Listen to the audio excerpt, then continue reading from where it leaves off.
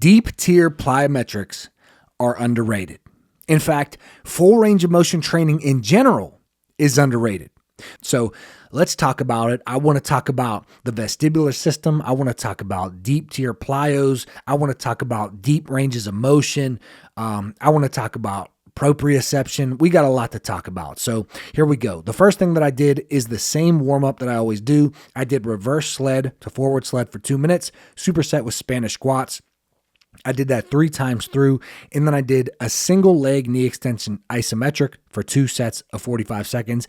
And this is the warm-up that I always do, and I will continue to do this because this is what helps my knees feel best. And you all know that I have a history with patellar tendinopathy. This is what makes my knees feel young again. So that is why I do this, and this helps me feel warmed up.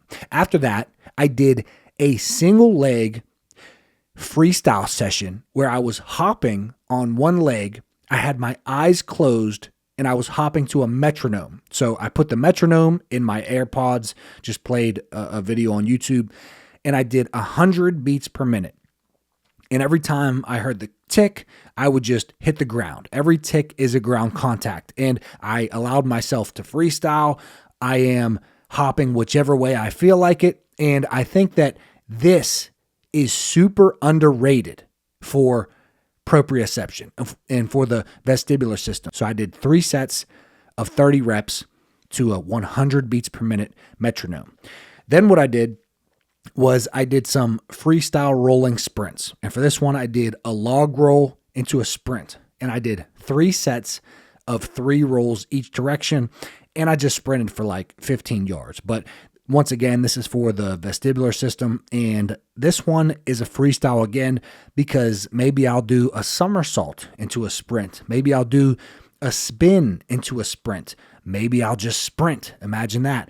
After that, I did some deep tier plate jumps, and I stacked up 2 plates at a time, and I put 5 spots down on the floor, and I did a deep squat jump onto and off of the plates. And I did this for 3 sets of 5 reps. And I think this is a good point in the video to talk about the title, which is Deep Tier Plyometrics are Underrated, and why I think they are underrated, and why I think that full range of motion training is underrated in general. So it's no secret that not many athletes work on deep tier plyometrics. In fact, many athletes probably haven't even heard of deep tier plyometrics because we're so focused on plyometrics at the top ranges of motion, and we want everything to be super joint angle specific, the exact knee angle that we use when we are jumping, which isn't a bad thing, by the way. But I think that we can get a bit more of a benefit from the rest of our training and from our performance in general if we added in some of these deep tier plyometrics. So when you do these deep tier plyometrics, you're going to get some improved mobility because anytime that you are in deeper ranges of motion, you are in some form working on your mobility. I think that you're going to get an improved ability to absorb force.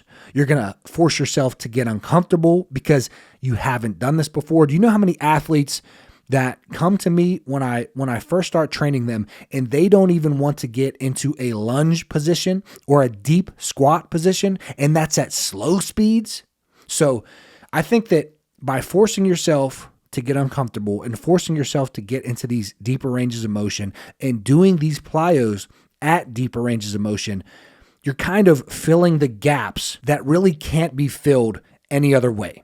And I think the same thing goes for deep range of motion training in general. Now, obviously, deeper ranges of motion and full range of motion strength training, you're training more of the muscle, right? You're getting into a deep stretch with that muscle and training through the full range of motion, as opposed to something like a high box squat or a quarter squat, which I'm not saying those are bad. I'm just saying that you should probably spend some time in deeper ranges of motion, whether it's strength training or plyometrics, and then you should move to a phase where you're doing top ranges of motion plyometrics, and you're doing your quarter squats and your joint angle specific movements.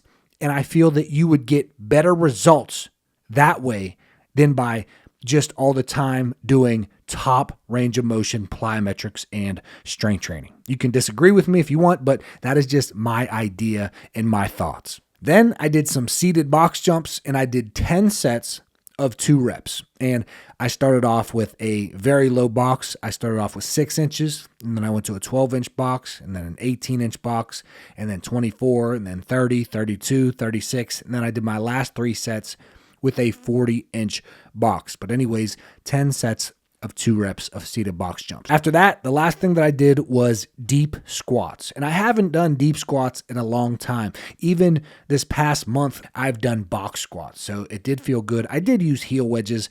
You can use them or not use them. You can elevate your heels. It really isn't going to matter. But I did 8 sets of 3 reps with 50% of my 1 rep max, controlling the weight on the way down, exploding up as fast as I could. And I actually, guys, you're going to be proud of me, I programmed 10 sets of 3 reps. But then once I got to 8 sets and I did my 8th set, the velocity was very slow. So guys, whenever you feel a drop off in your performance and your jumps are starting to be lower or your lifts are starting to be slower, I'm like Dr. Seuss out here, you just need to stop. Because doing those extra sets, those extra reps is just going to be fatiguing on your central nervous system, and you're not going to be forcing adaptation in your body. So they're really useless. It's all negative, no positive when you see fatigue creep in or you see a drop off in your performance while you are lifting. Unless the goal is hypertrophy, time under tension, muscle mass. In that case, then, go ahead, knock yourself out and keep going. But guys, that was it. That was the workout for today. I'm going to continue to give you guys these workouts that I'm doing. These are going to be helpful for you. I'm still going to get my bounce way up. I think that even by training this way, I can get back to a 40+ inch vertical jump, even at the ripe old age of 32. So if you're with me, let me know in the comment section that you're with me, and let's keep going because action is everything. Like this video if you like it, subscribe to the channel, click the bell. We post every single day at 9 a.m. Eastern Standard Time. So I will see you tomorrow in the next video. Peace.